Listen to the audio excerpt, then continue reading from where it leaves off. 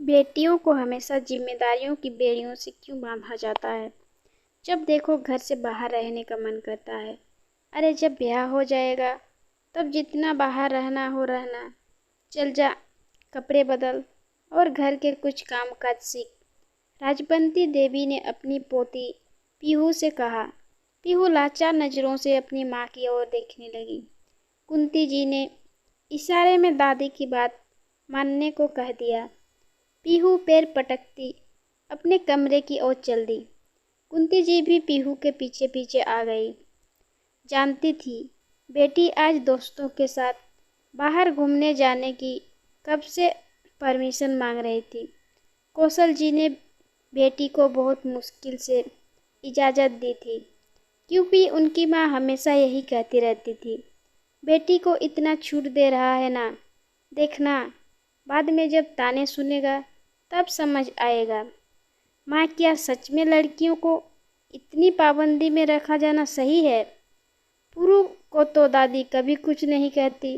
वो जहाँ मर्जी जा सकता है, आ सकता है। दोस्तों के संग शहर के बाहर भी घूमने जाने बोलता है तो दादी कभी भी कुछ नहीं कहती। और मैं जैसे ही मुंह खोलती हूँ, मेरे बोलने से पहले ही दादी के शब्द बाहर निकलते। हद है यार, क्या यही किस्मत है हमारी? हम लड़कियों को पता नहीं इतनी बेड़ियों में जकड़ कर क्यों रखा जाता है। पीहू गुस्से में कपड़े बदलते हुए बोलती जा रही थी। बेटा, ऐसे गुस्से करके अपना जी क्यों जलाती है? चल, मैं एक काम करती हूँ, जल्दी से सब काम निपटा कर तेरे साथ चलती हूँ। 2 घंटे दोस्तों के साथ घूम लेना, तब तक मैं बाजार का कुछ काम निपटा लूँगी, फिर हम साथ ही आ जाएंगे। कुंती जी ने कहा। क्या माँ, पुरु के साथ तो ना पापा जाते हैं ना तुम। मुझे तो समझ ही नहीं आता, हम लड़कियों को कब तक सहारे के साथ चलना पड़ेगा। पीहू गुस्से में बोली। ये सब ना शादी के बाद अपने मन की करना। कुंती जी सासू माँ के लहजे में बोली, जो वो अक्सर पीहू से कहा करती थी। सच में माँ, शादी के बाद लड़कियों को आज़ादी मिल जाती है? तुम्हें भी मिली? पीहू के सवाल कुंती जी को अंदर तक झकझोर गए। पूरी तरह तो नहीं, पर हाँ मिली तो। चल तू बातों में मत लगा, जल्दी से शाम के खाने की तैयारी कर देते हैं। तेरे साथ निकलने का सोचती हूँ, कह कुंती जी रसोई में चली गई। काम करते हाथ जरूर चल रहे थे, पर मस्तिष्क सालों पीछे चलने लगा था। देख, सोमेश की दुल्हन कुंती को ज़्यादा पढ़ा लिखा कर क्या ही करेगी? रसोई के कामकाज में निपुण कर ससुराल जाकर वही तो करना है उसे। फिर ज़्यादा पढ़ाने से दिमाग ज़्यादा ही चलने लगता है। 12वीं तक पढ़ाई करवा कर ब्याह कर दे, फिर ससुराल वालों की मर्जी। पढ़ाना चाहे तो पढ़ाए, बेटियों को ब्याह से पहले ज़्यादा खुला छूट देना सही ना है। कुंती जी की दादी अक्सर कहा करती थी। पर माँ जी, अभी तो ये बच्ची है, मायके में भी बेड़ियाँ पहना कर रखे इसको, ससुराल जाकर तो जिम्मेदारी की बेड़ियाँ यूं ही बिना कहे पहननी पड़ती है। मेरी फूल सी राजकुमारी को अभी से बेड़ियों में नहीं जकड़ना।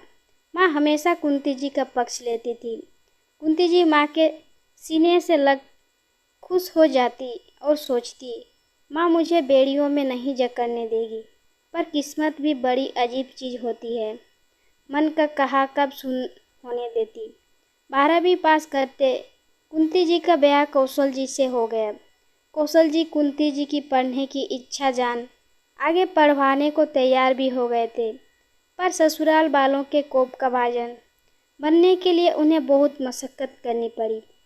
पहला ही साल था और पता चला कुंती जी माँ बनने वाली है। फिर पढ़ाई छुड़वाकर सासू माँ ने के आदेश अनुसार घर में ही बंद कर रह गई। मन हमेशा यही चाहता है, जो हम झेलें वो हमारे बच्चे ना झेलें। बचपन से यही सुनकर बड़ी हुई हूँ कि मन का जो करना ससुराल जाकर करना, यहाँ नहीं। ससुराल जाकर सुनने को मिलता है यहाँ ये सब नहीं चलता। मायके से कुछ सीखकर नहीं आई है। एक औरत करे तो क्या करे? एक ही जिंदगी में 2-2 घर मिल जाते पर अपनी मर्जी की जिंदगी कभी ना मिलती।